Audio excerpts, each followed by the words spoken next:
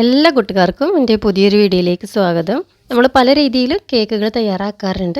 അപ്പം ഞാൻ വന്നിട്ടുള്ളത് വളരെ സിമ്പിളായിട്ടും അതുപോലെ തന്നെ നല്ല ടേസ്റ്റോടും കൂടി തയ്യാറാക്കിയിട്ടുള്ളൊരു ബനാന കേക്കിൻ്റെ റെസിപ്പി ആയിട്ടാണ്. നേന്ത്രപ്പഴം വെച്ചിട്ടാണ് ഈ ഒരു കേക്ക് തയ്യാറാക്കിയിട്ടുള്ളത്. അധികം കറുത്ത് പോയിട്ടുള്ള പഴമൊക്കെ ബാലൻസ് ഉണ്ടെന്നുണ്ടെങ്കിൽ ആ ഒരു പഴം വെച്ചിട്ടൊക്കെ എന്ത് ചെയ്യുക, ഈ ഒരു കേക്ക് തയ്യാറാക്കിയെടുക്കുക. നല്ല സ്പോഞ്ച് പോലുള്ള ഈ ഒരു കേക്കിൻ്റെ റെസിപ്പി നമുക്കൊന്ന് കണ്ടു നോക്കാം. അപ്പോൾ എല്ലാവരും വീഡിയോ സ്കിപ്പ് ചെയ്യാതെ കാണാൻ ശ്രമിക്കണേ. അപ്പോൾ ഇതിന് വേണ്ടിയിട്ട് ഒരു മിക്സിയുടെ ജാർ എടുത്തിട്ടുണ്ട്. ഈ ഒരു ജാറിൽ ഒട്ടും തന്നെ വെള്ളത്തിൻ്റെ അംശമില്ല എന്നുള്ളത് ഉറപ്പ് വരുത്തണം. ഇതിലേക്ക് ഇനി 3 കോഴിമുട്ടയാണ് ചേർത്ത് കൊടുക്കുന്നത്.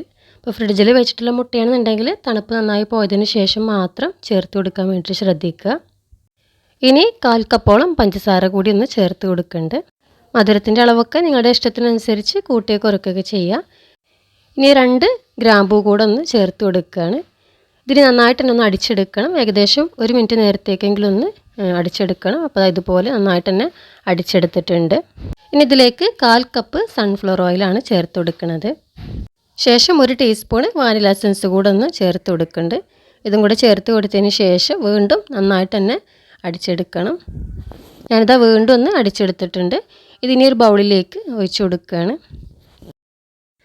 മുഴുവനായിട്ടും ഒഴിച്ച് കൊടുത്തതിന് ശേഷം അതേ മിക്സിയുടെ ജാറിലേക്ക് തന്നെ ഒരു നേന്ത്രപ്പഴം തൊലി കളഞ്ഞത് കട്ട് ചെയ്തൊന്ന് ചേർത്ത് കൊടുക്കുകയാണ്.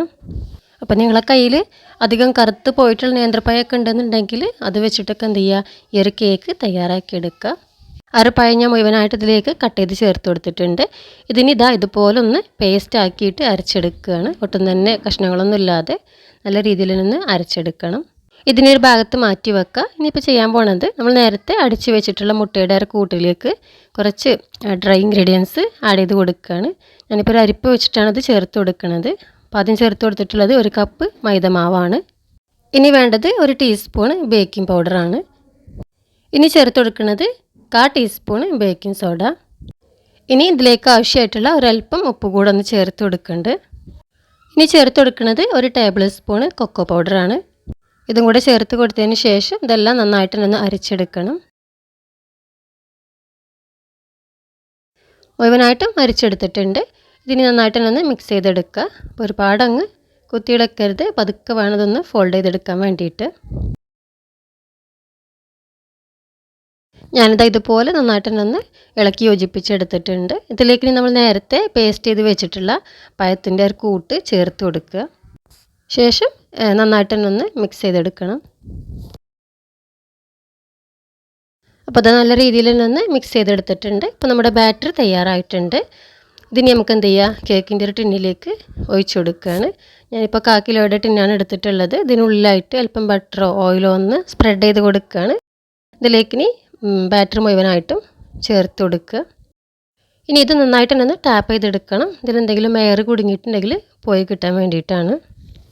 ഇനി നിങ്ങൾക്ക് വേണമെന്നുണ്ടെങ്കിൽ ഇതെന്ത് ചെയ്യുക, ഒന്ന് ഗാർണിഷ് ചെയ്തെടുക്കുക. ഞാനിപ്പോൾ അണ്ടിപ്പരിപ്പ് ഇതുപോലെ ഒന്ന് കട്ട് ചെയ്തിട്ട് മുകളിലായിട്ട് വിതറി കൊടുക്കുന്നുണ്ട്. അപ്പോൾ ഇത് ഓപ്ഷണലാണ്, വേണമെങ്കിൽ ചെയ്താൽ മതി. ഒരു ഭംഗിക്ക് വേണ്ടിയിട്ട് മാത്രമാണ് ചെയ്യണത്.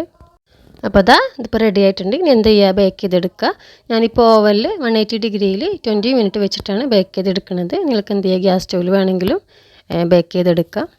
അപ്പോൾ 20 മിനിറ്റിന് ശേഷം നമ്മുടെ കേക്ക് റെഡി ആയിട്ടുണ്ട്. ഇനി ഇത് നന്നായി ചൂടാറിയതിന് ശേഷം എന്ത് ചെയ്യുക, നമുക്ക് ടിന്നിൽ നിന്ന് മാറ്റി കൊടുക്കുക. നല്ല രീതിയിൽ തന്നെ അത് പൊങ്ങി വന്നിട്ടുണ്ട്. ഇതിപ്പോൾ നന്നായിട്ട് തന്നെ ചൂടാറി കിട്ടിയിട്ടുണ്ട്. അപ്പോൾ ഇതിൻ്റെ സൈഡ് വശമൊക്കെ ഒന്ന് ഇളക്കി കൊടുത്താൽ എന്ത് ചെയ്യും, പെട്ടെന്ന് തന്നെ അത് വിട്ടു പോകുന്നോളും. ഞാനിപ്പോൾ ഇത് ടിന്നിൽ നിന്ന് മാറ്റി കൊടുക്കുകയാണ്.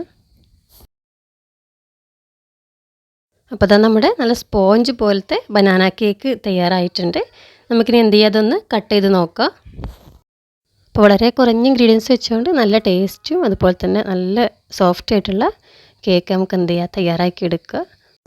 അപ്പോൾ എല്ലാവർക്കും ഈ ഒരു റെസിപ്പി ഇഷ്ടമെന്ന് വിചാരിക്കുന്നു. ഇഷ്ടമായാൽ തീർച്ചയായിട്ടും നിങ്ങളൊന്ന് ട്രൈ ചെയ്ത് നോക്കണം. എന്നിട്ട് നിങ്ങളുടെ ഫീഡ്ബാക്ക് അറിയിക്കാൻ മറക്കരുത്. അതുപോലെ നിങ്ങളുടെ ഫ്രണ്ട്സിനും ഫാമിലിക്കൊക്കെ ഒന്ന് ഷെയർ ചെയ്ത് കൊടുക്കുക. കൂടുതൽ റെസിപ്പികൾക്ക് വേണ്ടിയിട്ട് ചാനലൊന്ന് ഫോളോ ചെയ്യുക. അപ്പോൾ എല്ലാവർക്കും നല്ലൊരു ദിവസം ആശംസിച്ചുകൊണ്ട് ഇന്നത്തെ വീഡിയോ നിർത്തുന്നു.